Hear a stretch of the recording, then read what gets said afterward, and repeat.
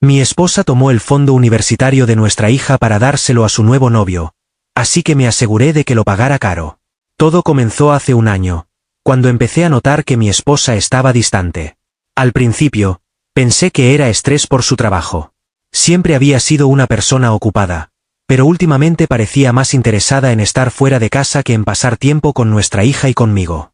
Una noche, mientras revisaba los estados financieros de la familia, noté algo extraño. El fondo universitario de nuestra hija, algo que habíamos comenzado a ahorrar desde que nació, estaba casi vacío. De un momento a otro, $75,000 habían desaparecido de la cuenta. Lo primero que hice fue entrar en pánico, pensando que tal vez alguien había hackeado la cuenta. Pero después de hablar con el banco y revisar los movimientos, descubrí que era un retiro autorizado. Y, para mi sorpresa, el nombre que aparecía en la autorización era el de mi esposa. Decidí enfrentarla a esa misma noche. Le mostré los estados de cuenta y le pedí una explicación. Al principio, lo negó, pero cuando le señalé las pruebas, finalmente confesó. Con una mezcla de arrogancia y desdén, me dijo que el dinero lo había prestado a alguien que lo necesitaba más. Ese alguien resultó ser su nuevo novio, un tipo sin trabajo ni aspiraciones, que al parecer se había convertido en su prioridad. Sí, has leído bien. Mi esposa me estaba engañando, y encima había vaciado el fondo universitario de nuestra hija para mantener a su nuevo novio. Sentí una ira que no puedo describir. Lo que más me dolió no fue la traición hacia mí, sino hacia nuestra hija. Habíamos trabajado duro durante años para asegurarnos de que tuviera un futuro sin preocupaciones financieras, y ahora todo eso se había ido. Esa noche, supe que nuestro matrimonio había llegado a su fin. Pero no podía simplemente divorciarme y dejar las cosas así. No, eso sería demasiado fácil para ella. Decidí que iba a vengarme, y lo haría de una manera que ella nunca olvidaría. Primero, consulté a mi abogado para asegurarme de que la retirada del dinero, aunque fuera autorizada, violaba nuestros acuerdos matrimoniales y las leyes de nuestro estado. Resulta que sí. Así que comencé a preparar el terreno legal para el divorcio, asegurándome de que ella tuviera que rendir cuentas por cada centavo. También me aseguré de recopilar todas las pruebas posibles, mensajes, correos electrónicos, incluso recibos que vinculaban a su novio con los gastos que había hecho con el dinero. Mientras tanto, comencé a jugar el papel de esposo arrepentido. Le dije que entendía por qué lo había hecho, que quería arreglar las cosas, y que estaba dispuesto a darle otra oportunidad. Ella, confiada y quizás sintiéndose culpable, aceptó. Esto me dio acceso a más información sobre sus finanzas y su relación con su novio. Descubrí que el tipo estaba gastando el dinero en cosas absurdas. Un auto deportivo usado, fiestas, e incluso una colección de relojes de lujo falsos.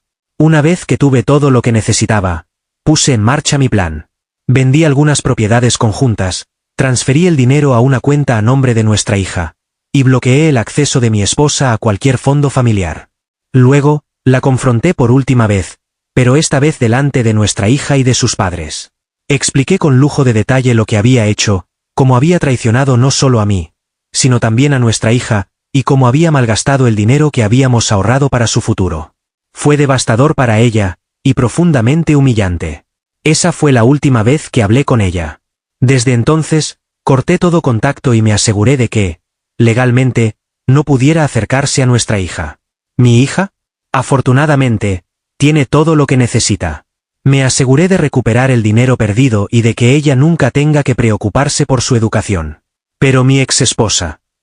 Bueno, digamos que su vida no es tan agradable ahora. No voy a mentir.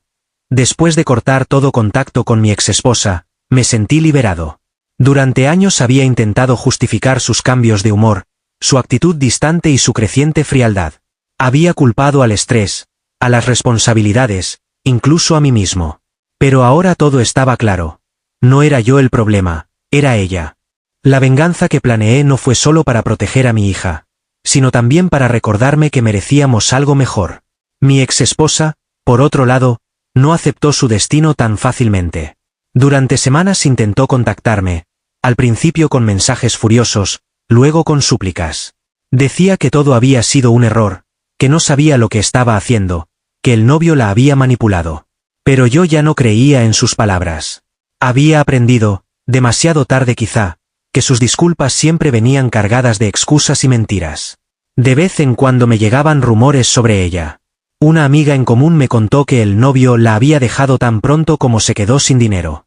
Al parecer, él encontró a alguien más generoso, y mi exesposa terminó viviendo en un pequeño departamento alquilado en una parte de la ciudad a la que nunca se habría atrevido a ir antes. No sé si eso es cierto o solo un rumor, pero honestamente, ya no me importa. Su vida dejó de ser mi problema. Mi prioridad siempre ha sido mi hija. Durante los meses siguientes, me aseguré de reconstruir el fondo universitario y de que ella no sintiera el impacto de lo que había pasado. Por suerte, es una chica fuerte y madura para su edad. Sabía que algo había pasado entre su madre y yo, pero no le conté todos los detalles. Solo le expliqué que su madre había tomado malas decisiones y que ahora teníamos que seguir adelante sin ella. Un día, mientras cenábamos, mi hija me miró y dijo: «Papá, sé que estás haciendo lo mejor que puedes. Y estoy orgullosa de ti». Esa simple frase fue suficiente para borrar cualquier duda que pudiera haber tenido sobre mis decisiones. En ese momento, supe que todo el esfuerzo, todo el dolor, había valido la pena.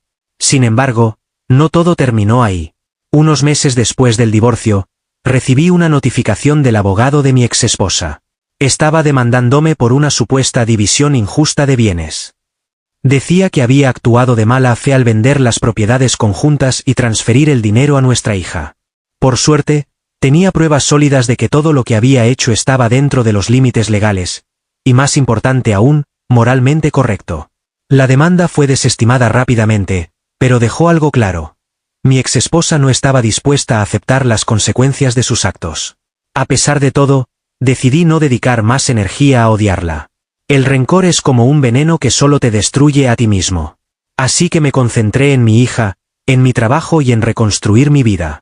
Aprendí a disfrutar de las pequeñas cosas. Cocinar juntos los fines de semana, ir a sus partidos de fútbol, ayudarla con sus tareas. Por primera vez en mucho tiempo, sentí que estaba realmente presente. No sé qué será de mi exesposa, ni quiero saberlo. Tal vez algún día encuentre una forma de redimirse, pero eso no depende de mí. Lo único que sé es que mi hija está bien, yo estoy bien, y eso es lo único que importa. Actualización 1. El pasado siempre vuelve. Han pasado unos 6 meses desde que corté todo contacto con mi exesposa, y honestamente, las cosas estaban empezando a ir bien. Mi hija estaba enfocada en la escuela, yo había vuelto a disfrutar de mi trabajo, y nuestra vida era, por fin, tranquila. Hasta que, un día, llegó una carta. No era un correo electrónico, ni un mensaje de texto. Era una carta escrita a mano que encontré en mi buzón. La reconocí de inmediato por la caligrafía. Era de mi exesposa. Por curiosidad, decidí abrirla. No esperaba mucho, tal vez otra excusa o una súplica patética. Pero lo que leí me dejó helado. Ella decía que estaba en problemas serios, que su novio la había metido en una estafa y que ahora debía una cantidad ridícula de dinero a personas muy peligrosas. Estaba rogando que la ayudara, no por ella, sino por nuestra hija, alegando que estas personas habían amenazado con involucrarla. No sé si fue la forma en que lo escribió o el hecho de que mencionara a nuestra hija, pero algo me hizo tomar la situación en serio.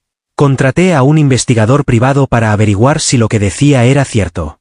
No estaba dispuesto a dejar que mi hija corriera ningún riesgo, pero tampoco iba a confiar ciegamente en mi exesposa. Lo que descubrí fue mucho peor de lo que imaginaba. Resulta que su novio no solo la había dejado en bancarrota, sino que también la había usado como cabeza de turco en un esquema de lavado de dinero. Ahora, varias personas estaban buscando a mi exesposa porque había firmado documentos en su nombre. Básicamente, había puesto su vida en peligro por culpa de ese idiota. Actualización 2. Una visita inesperada. No mucho después de recibir la carta, ocurrió algo que nunca esperaba. Mi exesposa apareció en mi casa. Fue un domingo por la tarde, cuando estaba en el jardín trabajando en unas reparaciones. Al principio pensé que era un extraño, pero cuando la vi, me costó reconocerla. Parecía una sombra de la mujer que había conocido. Demacrada, con ojeras profundas y un aire de desesperación que era casi palpable. No quería dejarla entrar, pero mi hija estaba en casa, y no quería que escuchara una escena. Así que le pedí que me esperara en el patio trasero mientras la escuchaba. Me contó su versión de los hechos, sollozando entre cada palabra. Dijo que había confiado en el hombre equivocado, que nunca pensó que las cosas llegarían tan lejos, y que ahora no sabía qué hacer. Insistió en que había aprendido de sus errores y que solo quería asegurarse de que nuestra hija estuviera a salvo. Le dije, con toda la frialdad posible, que cualquier cosa que hubiera hecho era su responsabilidad, y que ya no era mi problema. Pero entonces dijo algo que cambió mi perspectiva. ¿Crees que me importa lo que me pase a mí? Ellos irán por nuestra hija si no pago. Lo hicieron una vez. Y volverán a hacerlo. Ahí fue cuando me contó que unos hombres ya habían ido a su departamento.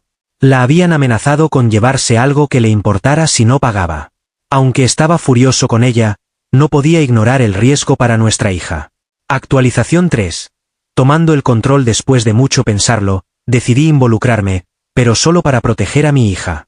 Contraté a un abogado penalista y a un equipo de seguridad privada para investigar a los tipos que estaban tras mi exesposa.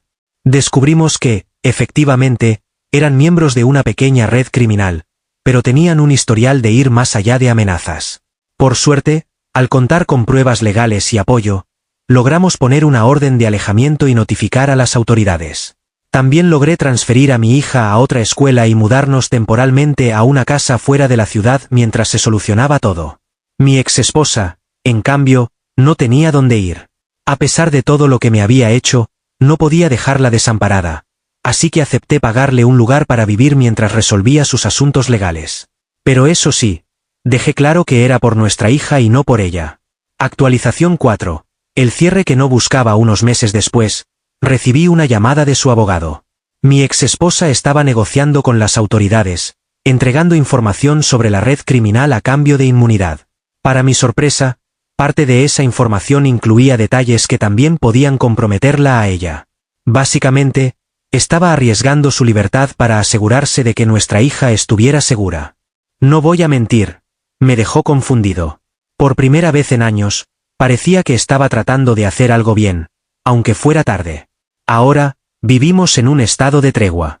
Ella sigue en su proceso legal, yo sigo cuidando de nuestra hija, y aunque nunca volveremos a ser una familia, al menos hay un tenue acuerdo entre nosotros. Proteger a nuestra hija pase lo que pase. ¿Sigo desconfiando de ella? Absolutamente. Siento que algo puede salir mal en cualquier momento. Claro. Pero al menos por ahora, puedo decir que estamos a salvo. Y con eso cierro esta historia. No sé qué pasará después, pero si algo he aprendido es que la vida nunca deja de sorprenderte.